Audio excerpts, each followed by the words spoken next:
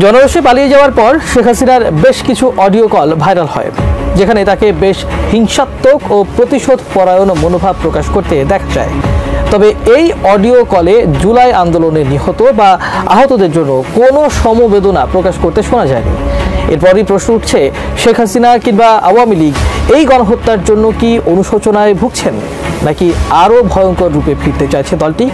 আর রোজই শুনি এই মরে মরে এই যায় তো বয়স তো 80-র উপরে, তো মৃত্যু সময় হয়ে যাচ্ছে, তার মধ্যে অসুস্থ, তো এখানে এত কান্দাকাটি করতে লাভ নাই। চিন্তা করতে পারেন, বিগত 15 বছর যাবৎ খালেদা জিয়ার মৃত্যু কামনা করছে শেখ হাসিনা আপা।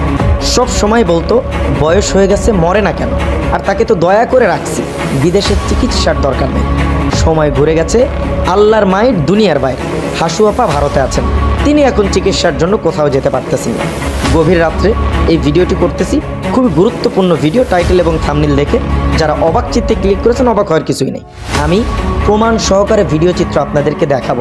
এই মুহূর্তে সেখানে আছেন রিপোর্টার কামরুজ্জামান মামুন, সরাসরি যাচ্ছি তার কাছে। মামুন, নেত্রীর বাস্তবতা হচ্ছে যে উনি এখন দিল্লিতে আইসিইউতে আছে। গতকালকে ওনার 40 হয়ে গেছে, এই 40 দোয়া দরুদের পরে উনি এখন দিল্লির আইসিইউতে আছে। ফারুকিনে কলে আমি এমনি থেরাপি দেই না, আজকের জিনিস দেখে দিই। হ্যাঁ, কেন থেরাপি দেই?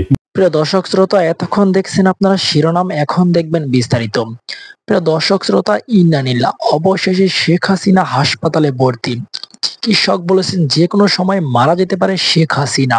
আজকের এই ভিডিওতে বিস্তারিত এবং প্রমাণের মাধ্যমে সবকিছু দেখতে পারবেন। আশা রাখবো এই ভিডিওটি স্কিপ না করে সম্পূর্ণ দেখবেন, তাহলেই সবকিছু বুঝতে পারবেন। আজকের এই ভিডিওটি খুবই গুরুত্বপূর্ণ এবং ইন্টারেস্টিং। প্রিয় দর্শক শ্রোতা, বেশি কথা না বাড়িয়ে বিস্তারিত ভিডিওতে নিয়ে যাব, তার আগে ছোট্ট একটা রিকোয়েস্ট, যারা এরকম ভিডিও পেতে পছন্দ করেন দ্রুত চ্যানেলটি সাবস্ক্রাইব করে আমাদের সাথেই থাকবেন। প্রিয় দর্শক শ্রোতা, চলুন তাহলে এই ভিডিওতে একটি লাইক করে বিস্তারিত ভিডিওগুলো মোবাইলের স্ক্রিন থেকে ধারাবাহিকভাবে একের পর এক দেখে আসি। পালিয়ে যাওয়ার পর শেখ হাসিনার বেশ কিছু অডিও কল ভাইরাল হয়, যেখানে তাকে বেশ হিংসাত্মক ও প্রতিশোধ পরায়ণ মনোভাব প্রকাশ করতে দেখা যায়। তবে এই অডিও কলে জুলাই আন্দোলনে নিহত বা আহতদের জন্য কোনো সমবেদনা প্রকাশ করতে শোনা যায়নি। এরপরই প্রশ্ন উঠছে, শেখ হাসিনা কিংবা আওয়ামী লীগ এই গণহত্যার জন্য কি অনুশোচনায় ভুগছেন, নাকি আরো ভয়ঙ্কর রূপে ফিরতে চাইছে দলটি? মোহাম্মদ সোহাগ বিশ্বাসের রিপোর্টে বিস্তারিত। বৈষম্যবিরোধী ছাত্র আন্দোলন দমনে আওয়ামী লীগ সরকার দেশ জুড়ে হত্যাকাণ্ড চালিয়েছে। এই হত্যাকাণ্ড নিয়ে ক্ষমতাচ্যুত দলটির কোনো অনুশোচনা আছে কিনা বা আবার রাজনীতিতে ফেরার কোনো সুযোগ আছে কিনা, এমন প্রশ্ন বিভিন্ন মহলে। তবে বেশিরভাগ রাজনৈতিক নেতারাই মনে করছেন দলটি গত 15.5 বছর দেশের মানুষের উপর যে নির্যাতন চালিয়েছে, বিশেষ করে ছাত্র জনতার গণ আন্দোলনে যেভাবে হত্যাযজ্ঞ চালিয়েছে, তাতে করে এখনই দলটির ফিরে আসার তেমন কোনো সুযোগ নেই। বিগত কর্মকাণ্ডের জন্য আওয়ামী লীগ অনুতপ্ত কিনা তা নিয়ে এখন প্রশ্ন উঠতে শুরু করেছে। তবে এখন পর্যন্ত অনুশোচনা তো দূরে থাক, বরং আওয়ামী লীগ নেতাদের আরও হিংসাত্মক বক্তব্য ভাইরাল হচ্ছে সামাজিক যোগাযোগ মাধ্যমে। এই পুরো বিষয়টিকে ষড়যন্ত্র হিসাবেও মনে করছেন তারা। বিশ্লেষকরা বলছেন, ক্ষমা না চাইলে মাঠের রাজনীতিতে ফেরা আওয়ামী লীগের জন্য বেশ কঠিন হয়ে যাবে, কেননা দলটি দেশের মানুষের আস্থা এরই মধ্যে হারিয়ে ফেলেছে। ব্রিটিশ গণমাধ্যম বিবিসি তার একটি প্রতিবেদনে বলছে, গত জুলাই আগস্টের ছাত্র আন্দোলন দমনে যেভাবে শক্তি প্রয়োগ করা হয়েছে এবং তাতে যত প্রাণহানি হয়েছে তার দায় স্বীকার করে এখনও আনুষ্ঠানিকভাবে দুঃখ প্রকাশ করেনি আওয়ামী লীগ। দলটির শীর্ষ নেতারা এখনও বিশ্বাস করেন গণ অভ্যুত্থানের নামে পরিকল্পিতভাবে ষড়যন্ত্রের মাধ্যমে শেখ হাসিনাকে উৎখাত করে দেশ ত্যাগে বাধ্য করা হয়েছে। একই পরিকল্পনার অংশ হিসাবে শেখ হাসিনা সহ দলের নেতাকর্মীদের নামে মামলা দিয়ে বিচারের কাঠগড়ায় দাঁড় করানোর মাধ্যমে আওয়ামী লীগের রাজনীতি নিষিদ্ধের চেষ্টা করা হচ্ছে। একটি কোটা আন্দোলনকে একটি সরকার পরিবর্তনের আন্দোলনে পরিণত করা হয়েছে। এসবের মধ্যে দলটি আবার ঘুরে দাঁড়ানোর চেষ্টা করছে উল্লেখ করে ওই প্রতিবেদন বলছে, এখনই সরকার বিরোধী আন্দোলনে নামার পরিকল্পনা আওয়ামী লীগের নেতাদের মধ্যে আপাতত নেই। দ্রব্যমূল্য, আইন শৃঙ্খলা নিয়ন্ত্রণ সহ বিভিন্ন ইস্যুতে সাধারণ মানুষের মধ্যে যে হতাশা ও অসন্তোষ দেখা যাচ্ছে, সামনে তা আরও বেড়ে অন্তর্বর্তী সরকার কতদিনে জনসমর্থন হারায় সেটি দেখার অপেক্ষা করছেন তারা। কারণ এই সরকারের 3 মাসের কার্যক্রমে মানুষ অতিষ্ঠ হয়ে গেছে, মানুষের জীবন যাপন মানে অসহনীয় হয়ে গেছে। এই অরাজকতার বিরুদ্ধে বাংলাদেশ আওয়ামী লীগ কিন্তু জনগণকে সাথে নিয়ে আমরা কিন্তু কাজ করতেছি এবং আমরা খুব অনতিবিলম্বেই আমরা দেখতে পাবো যে এই দুঃশাসনের অবসান বাংলাদেশে হয়েছে। আওয়ামী লীগ নেতা বাহাউদ্দিন নাসিমের উদ্ধৃতি দিয়ে বিবিসি ওই প্রতিবেদনে বলেছে, টানা 1.5 দশক ক্ষমতায় থাকাকালে কিছু ভুল করার কথা স্বীকার করছেন আওয়ামী লীগের শীর্ষ নেতারা। দলটি এখন আত্মসমালোচনা করে ভুল থেকে শিক্ষা নিয়ে সামনে এগিয়ে যেতে চাইছেন। তবে জুলাই আন্দোলনে তারা যে ভুল করেছেন সেই ভুলের বিষয়টি এড়িয়ে যান এই আওয়ামী লীগের নেতা। সুনির্দিষ্ট পরিকল্পনা করে এটা দীর্ঘমেয়াদী পরিকল্পনার অংশ হিসেবে আজকে ওনারা ক্ষমতা দখল করেছে। দুদিন আগেও যে হাসিনা আপা খালেদা জিয়ার মৃত্যু কামনা করত এবং সেই মানুষটাকে চিকিৎসার জন্য বাইরে যেতে দিত না, আজকে সেই হাসিনা আপার চিকিৎসার জন্য ইন্ডিয়ার বাইরে তিনি কোথাও যেতে পারতেছে না। চিন্তা করতে পারেন, আল্লাহর মায়ের দুনিয়ার বার, কথা কি বুঝতে পারছেন? আজকে বাংলাদেশে যেটা ঘটছে আপনারা স্ক্রিনে দেখতে পাচ্ছেন। আমাদের হাসিনা আপা কিন্তু বাংলাদেশে নাই। বাংলাদেশের রাজনীতিতে মানুষ আওয়ামী লীগকে এখন মৃত মনে করে। শেখ হাসিনা যদি মারা যায় সবাই ইন্না নিল্লাহ বলবে না, আলহামদুলিল্লাহ বলবে। আপনি কি বলবেন একটু জানান। এতটা নিচু পর্যায়ে চলে গেছে হাসিনা মানুষের মনে, কল্পনা করতে পারবেন না। আজকে শিক্ষার্থীরা রাস্তায় শেখ হাসিনাকে মৃত ঘোষণা করছে, আপনারা স্ক্রিনে সেটা দেখতে পাচ্ছেন। হাসিনা আপা দেশের মানুষের কাছে অনেক আগেই মারা গেছে, তিনি নাই। শিক্ষার্থীদের এই কাজের দ্বারা প্রমাণ হয় বাংলাদেশের মানুষের কাছে হাসিনা এখন নাম মাত্র, তিনি সবার কাছেই মারা গেছেন। তাছাড়া এই উদযাপন শিক্ষার্থীরা কখনোই করতো না। চলেন ভিডিও চিত্রটি দেখি। হাসিনা আপা সত্যিই কি মারা গেছেন, অসুস্থ, কি কন্ডিশন তার একটু জানা দরকার। তার আগে অনুরোধ করতেছি পরিপূর্ণ ভিডিওটি দেখবেন, বুঝবেন, তারপরে আপনার মূল্যবান মতামতটি কমেন্ট বক্সে জানাবেন। চ্যানেলে যারা নতুন আসছেন দয়া করে চ্যানেলটি একটু সাবস্ক্রাইব করে দিন। হাসিনা আপারা যারা ঘৃণা করেন তারা একটা লাইক করে দিন। ব্রেকিং নিউজ হচ্ছে, ভারতের বৈদেশিক দপ্তরের মুখপাত্র রণবীর জয়সওয়াল উনি জানিয়েছেন কিছুক্ষণ আগে যে শেখ হাসিনার স্বাস্থ্যের অবনতি হয়েছে এবং ওনাকে ভারতের একটি স্বনামধন্য হাসপাতালে ভর্তি করা হচ্ছে। এবং আরো জানানো হয়েছে যে শেখ হাসিনা জানিয়েছেন উনি ভারতে সেফ বোধ করেন এবং উনি চাচ্ছেন না ভারত ছেড়ে বেলারুশ বা রাশিয়ায় চলে যেতে। এবং আরো জানানো হয়েছে যে উনি যদি চান, যেহেতু ভারত ওনাকে আশ্রয় দিচ্ছে, ওনাকে ভারত থেকে ট্রাভেল ডকুমেন্ট দেওয়া হবে এবং উনি চাইলে কিছুদিন পরে উনি ট্রাভেল করতে পারবেন এদিক এই দেশ সে দেশ, যদি তাকে ভিসা দেওয়া হয়। এবং ওনার পরিবারও চাইলে ওনার সাথে জয়েন করতে পারবে এবং তাদেরকেও এই পাসপোর্ট দেওয়া হবে। আরেকটি বিষয় হচ্ছে যে ভারত এই প্রথম নয় যে এরকম ট্রাভেল ডকুমেন্ট দিয়েছে। এরকম ট্রাভেল ডকুমেন্ট দেওয়াটা জরুরি হচ্ছে যেহেতু বাংলাদেশ থেকে শেখ হাসিনার সে ডিপ্লোম্যাটিক পাসপোর্ট বাতিল করা হয়েছে। শেখ হাসিনা উনি যে প্রথমবারের মতো পাচ্ছেন, আর কেউ এর আগে পায়নি ভারত থেকে ট্রাভেল ডকুমেন্ট, তা কিন্তু নয়। আফগানিস্তানের নজিবুল্লাহ উনি চেয়েছিলেন ভারতে এসে থাকতে এবং তার পরিবার কিন্তু শেষ পর্যন্ত ভারতে এসেছিল। ওনাকে যদি মেরে ফেলা হয়েছিল আফগানিস্তানে, কিন্তু ওনার পরিবার আসার পরে তাদেরকে কিন্তু এই ট্রাভেল ডকুমেন্ট দেওয়া হয়েছিল, আশ্রয় দিয়েছিল ভারত। যদিও ভারত কিন্তু আবার জেনেভা কনভেনশনের সিগনেটারি দেশ নয়, কিন্তু ভারত স্পেশাল প্রভিশনে নজিবুল্লাহ পরিবারকে ভারতে থাকতে দিয়েছিল এবং আজ অব্দি তারা ভারতেই আছে। এছাড়াও ভারত দালাই লামাকে আশ্রয় দিয়েছে, আপনারা জানেন। চায়না তার পার্শ্ববর্তী দেশ, কিন্তু চায়না জাতিসংঘে গিয়েও সেটা সুরাহা করতে পারেনি। দালাই লামা 1959 সাল থেকেই ভারতেই আছে। কিন্তু যেটা বাংলাদেশ সরকার করছে না, বাংলাদেশ সরকার কিন্তু এখন পর্যন্ত শেখ হাসিনার বিরুদ্ধে ওয়ারেন্ট ইস্যু করছে না। কেন ওয়ারেন্ট নিয়ে কেন দেরি করছে হিসাব আসছে না। যদি শেখ হাসিনাকে আসলেই তারা প্রবলেমে ফেলতে চাইতো তাহলে ওয়ারেন্ট ইস্যু করতো। ওয়ারেন্ট ইস্যু করলে তাকে আশ্রয় দেওয়াটা, যেহেতু বাংলাদেশের সঙ্গে এক্সট্রাডিশন চুক্তি আছে, একটু ডিফিকাল্ট হয়ে যেত।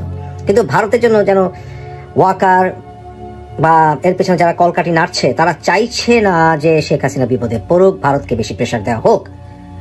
ব্যাপারটা আমার কাছে ভালো ঠেকেনি। এটা এখানে অনেকটা নতজানু নীতির মতো দেখা যাচ্ছে। এবং আরো যে বিষয় লক্ষণীয় যে আইসিসিতেও খুব একটা চাপ দেওয়া হচ্ছে না এখন পর্যন্ত বাংলাদেশের তরফ থেকে। আইসিসি থেকে যদি ওয়ারেন্ট ইস্যু করা হতো, এমনকি বাংলাদেশের থেকে যদি ইন্টারপোলে রিকোয়েস্ট করা হতো শেখ হাসিনার ট্রাভেল করতে দিক সেদিক, প্রবলেমেটিক হতো। সেটা বাংলাদেশ সরকার এখন পর্যন্ত করেনি, সেখানে তাদের ফেইলার আছে। ব্যাপারগুলো আমার কাছে ভালো ঠেকছে না।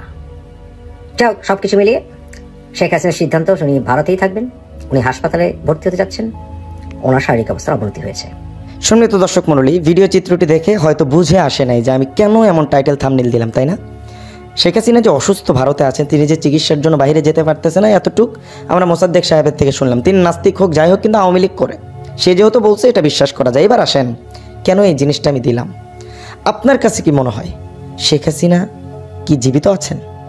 আপনার কাছে প্রশ্ন করেন, মানুষ যেভাবে জীবিত থাকে, মানুষ কথা বললে যে তিনি জীবিত না, মানুষের কাছে অনেকভাবেই মারা যায়। রাজনীতিক অঙ্গনে আওয়ামী লীগের মৃত্যু অনেক আগেই হয়ে গেছে, শেখ হাসিনার মৃত্যু অনেক আগেই মানুষের মনে হয়ে গেছে। সে যদি মারা যায় তার জন্য কেউ কান্না করবে না, সে মানুষের কাছে অনেক আগেই মারা গেছে। স্বৈরশাসক যেদিন থেকে তিনি হয়ে উঠছেন তখন থেকেই তিনি মানুষের কাছে মারা গেছেন। তো আমি এই জিনিসটা যে লিখলাম, এটা কি বাজে কিছু? এবং মোফাজ্জেল সাহেব যে কথাটা বললেন যে হাসিনা অসুস্থ, তিনি তো অসুস্থ, তিনি যে প্রেশারে আছেন, এই 2-1 দিন মাঝে মাঝে যে কথাবার্তা বলেন, প্রেশারে আছেন, তিনি চিকিৎসার জন্য এখন বাইরেও যেতে পারবে না। 2 দিন আগেও যে মানুষটা অন্য একটি নেত্রীকে বাইরে চিকিৎসার জন্য চিকিৎসা করতে দিতে চাইতো না, দরকার নেই যাওয়ার, আজকে সেই মানুষটা চিকিৎসার জন্য কাতরাচ্ছে, কোথাও চিকিৎসা করতে পারবে না। মালিকের খেলা বড় কঠিন, বড় কঠিন, আপনি বুঝতে পারবেন না। তো এজন্য আর একটা বিষয় আমাদের ভুল আছে, আর একটা বিষয় একটু বলি, এই পর্যন্ত কেউ দেখবে না, কিন্তু কথাগুলো আসলে বলতে হয়। আমি অ্যাজ এ ইউটিউবার আমি কমেন্টগুলো পড়ি, এবং কেউ যদি আমাকে ভুল বুঝে আমার এটা খারাপ লাগে। অনেকেই কমেন্টের দিকে তাকায়ও না, আমার টাকার সাথে উদ্দেশ্য, কমেন্টের দিকে তাকায় কী হবে, অনেকের এরকম আর কি চিন্তা ভাবনা। কিন্তু আমি দেখবেন আপনার কমেন্টগুলো আমি দেখি, এবং আমাকে কেউ ভুল ধরে দিলে আমি সেগুলো করি। দেখেন, আমরা যে এই ভিডিওগুলো করি, আমাদের উদ্দেশ্য আপনাদের পর্যন্ত নিউজটা পৌঁছানো এবং কিছু আর্নিং হয়, তাই না? নিউজটা পৌঁছানো উদ্দেশ্য, কিন্তু আপনারা এই ভ্রান্ত টাইটেল এবং থাম্বনেল দেখতে দেখতে ওইগুলো ক্লিক করতে করতে সত্য যে অরিজিনাল, ধরেন খালেদা জিয়া অসুস্থ, লিখলাম যে খালেদা জিয়া অসুস্থ, কেউ দেখবে না, আপনি দেখবেন না। যদি লিখি খালেদা জিয়ার হার্ট অ্যাটাক, আপনি দেখবেন। যদি জ্বর আসছে, কিন্তু জ্বর আসছে এটা লিখলে আপনি দেখবেন না, হার্ট অ্যাটাক লিখলে দেখবেন। এখানে কিছু ক্লিকবেট এবং মানতে কি করা হয়, ধরেন এই যে শেখ হাসিনা অসুস্থ, এটা কি লিখবেন যে অসুস্থ, ইন্ডিয়ার হাসপাতালে যাওয়া দশা শেখ হাসিনার। তিনি জীবিত থাকা অবস্থায় খালেদা জিয়াকে যদি মরার জন্য দোয়া করতে পারতেন, তো তারা সে তো মানুষের কাছে অনেক আগেই মারা গেছে।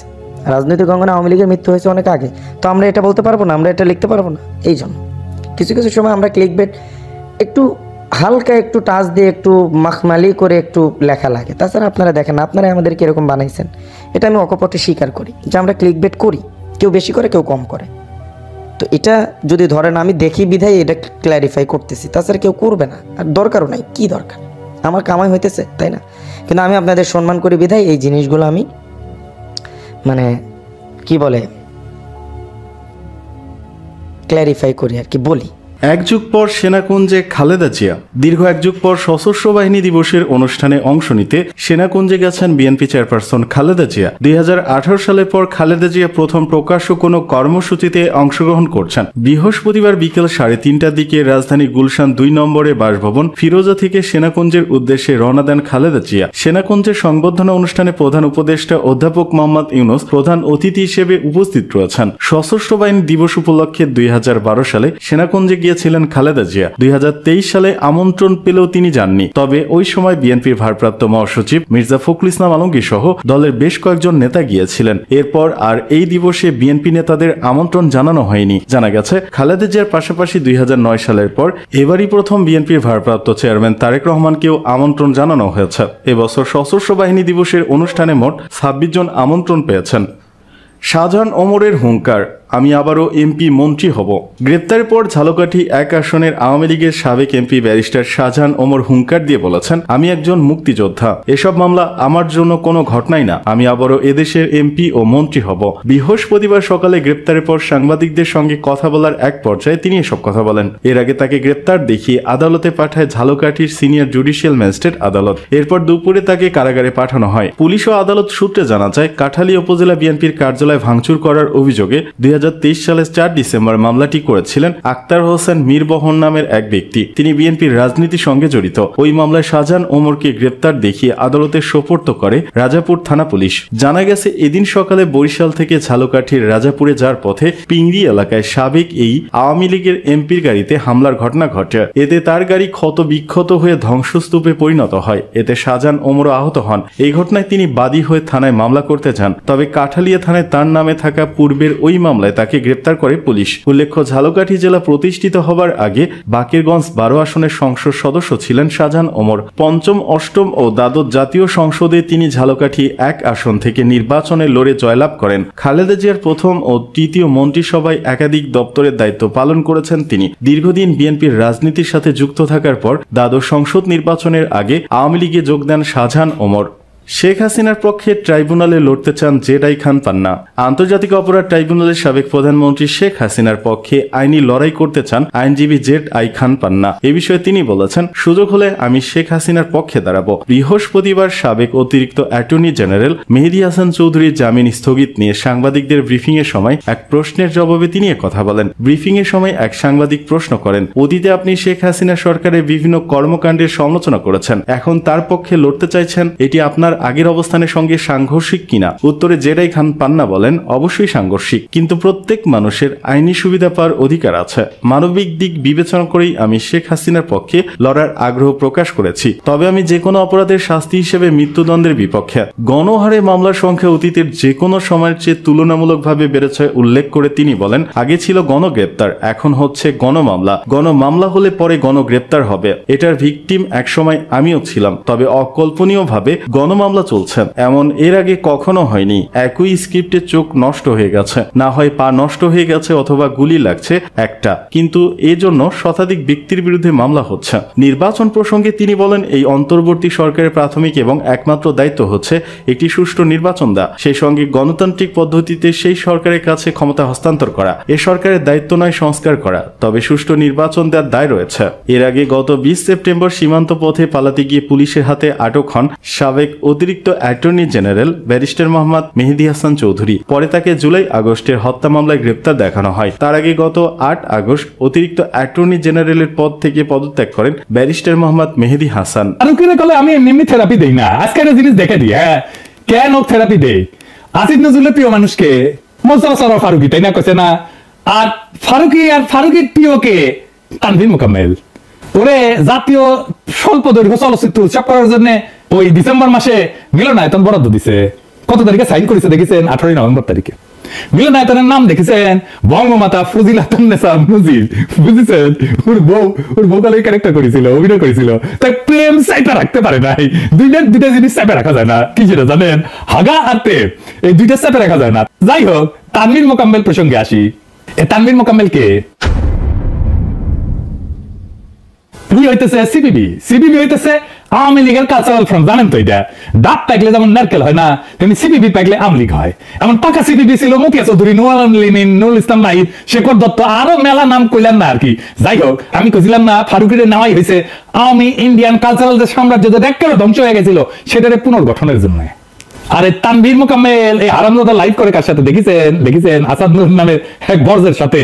আর কি ক্যাঙ্কা পোস্ট দেয় ফেসবুকে, গুজব ছড়ায় পাকিস্তান থেকে আসা জাহাজ নাকি চেক করা হয় না, দেখেছেন? পাকিস্তান নিয়ে ক্যাঙ্কা কুরকুরানি, দেখেছেন? এবার বুঝছেন তো ফারুকি কি কামে আসিছে আর কি কাম করিচ্ছে, দেখেছেন তো?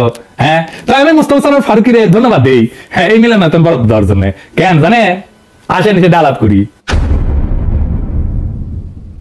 কেন ধন্যবাদ দিছি সেটা পরে বুঝবেন নি। আগে না তানভীর মোকাম্মেলের সাথে একটু আলাপ করে নি। সিবিবি তো পুরানা খাতির একটা ঝালাই করে নি। আর তানভীর মোকাম্মেল ভাই, ও ভাই আমিও তো সিবিবি করেছি। আমি বলে একটা সিনেমা বানাচ্ছি, জানেন তো? আপনার মতো ভালো হবি না, কারণ আমরা তো আপনার মতো শিক্ষিত না। ওই আমি প্রযোজক হমু আর কি, আর স্টোরি রাইটার হমু। স্ক্রিপ্ট লিখিচ্ছে কে জানেন? হলিউডের স্ক্রিপ্ট রাইটার।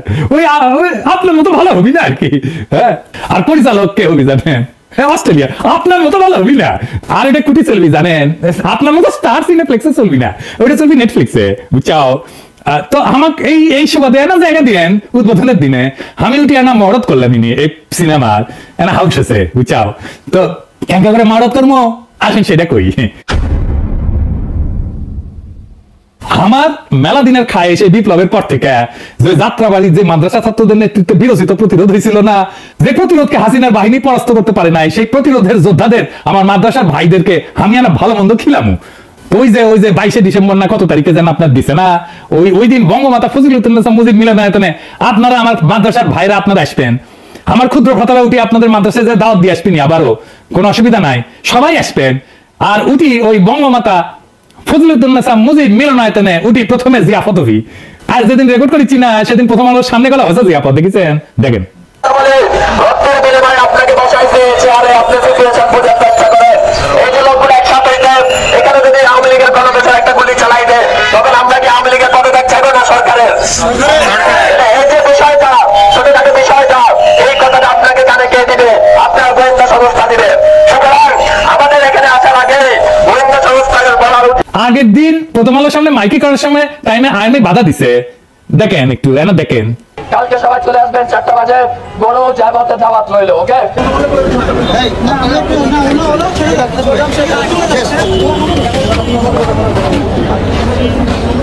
আর্মির ভাইরা কামটা গেলে ভালো করেন নাই, কোন সহিংসতা করেন নাই, তাই না? বাধা দিতেছেন কেন? হাসিনা ঠোলার মতো কোনো কথা থাকলে আমার সাথে কইবেন, ওরা আমার লোক। বাধা দিলে কলে কমান্ডিং অফিসারের ধর্ম, হাসিনার দলের লোকেরা মিছিল করিচ্ছে, ছাত্রলীগ মিছিল করিচ্ছে, সেটা ধরতে পারেন না? দেখেন এটা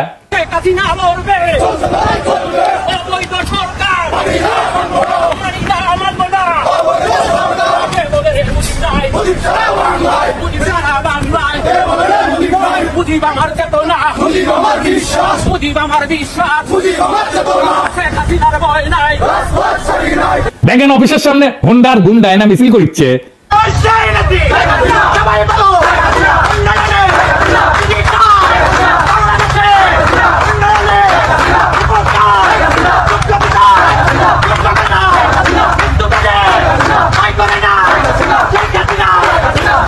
আমরা যা যদি ওগুলো বাটান দেই না তাহলে তো রক্ষা করতে সুইটে আসবেন মিয়ারা, তখন করবেন সহিংসতা করছি। সব হ্যাডম হাঙ্কারে ছেলে গেলে সাথে, তাই না? আপনার কাছে জেনারেলরা তো পাশা বন্ধক দিছে ইন্ডিয়ার কাছে, ইন্ডিয়ার এস্টাবলিশমেন্ট রক্ষার জন্য কুরকুরাচ্ছে আপনাদের। কাল ডেলি স্টারের সামনে হবি, এই এপিসোড যখন চলবি না তখন অলরেডি হয়ে গেছে, এটা চলতেই থাকবে, এই জিয়াফত চলতেই থাকবে।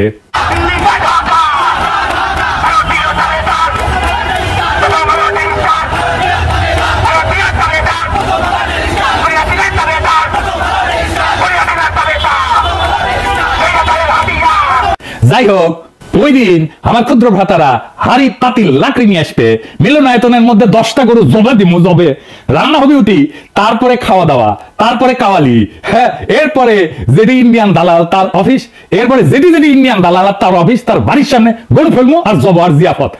না উঠি শেষ না, উঠি শেষ না। এরপরে তানভীর মোকাম্মেল আর ফারুকির যুগল নৃত্য করামো, হ্যাঁ, ধানমন্ডি 32 নম্বরে মুজিবুল স্পেন্সারদের ডান্স করেছিল না 15 আগস্টে, উনকা কইরা লাইভ করবো, এটা হবে আমার প্রিমিয়ার মহরত। আর ব্যাকগ্রাউন্ডে গান বাজবে, গান ওই যে আমাদের বিজয়ের সঙ্গীত সাকবুম সাকবুম, এডিটর সাহেব গান লাগে দেন। ফারুকি স্বাগতম, ফারুকি ধীরে ধীরে যাবি পাবলিক প্রোগ্রামে, আমাকে আগে এনে জানাবেন, একটু নিচ্ছে না আগে জানাবেন, উঠি জিয়াফতের কর্মসূচি দেবো। প্রফেসর ইউনূস এত হাউস করে উঠলিছে ক্যাবিনেটে উপদেষ্টা করে, প্রফেসর ইউনূসের আমি তো রেসপেক্ট করি, তাই না? উনার হাউসের একটা মূল্য আছে না, তো উকটা না খাটি রাম করে করাই লাগবে, কি কন? ও 5 কেজি গোস্ত দিবেন, পুরোটা খাওয়াবেন, আর তারপরে ড্যান্স, এডিটর সাহেব পার্টি শুনবেন, চিল্লাবি, ফারুকি ড্যান্স দিবি, আর 30 থেকে চিল্লাবি, ফারুকি ভাই ঝাঁকি হবে ঝাঁকি। প্রিয় দেশবাসী, শুরু থেকে শেষ পর্যন্ত যারা এই ভিডিওটি দেখেছেন সকলকে জানাই অসংখ্য অসংখ্য ধন্যবাদ। যারা এরকম নিউজ ভিডিও পেতে পছন্দ করেন তারা অবশ্যই এই চ্যানেলটি সাবস্ক্রাইব করে পাশে থাকা বেল আইকনটি বাজিয়ে দিবেন। যারা এখন এই ভিডিওটি শেয়ার করেননি, এই ভিডিওটি দ্রুত শেয়ার করে সকলকে দেখার সুযোগ করে দিন। আজকের মতন এই পর্যন্ত, দেখা হচ্ছে পরবর্তী কোনো ভিডিও নিয়ে ইনশাল্লাহ।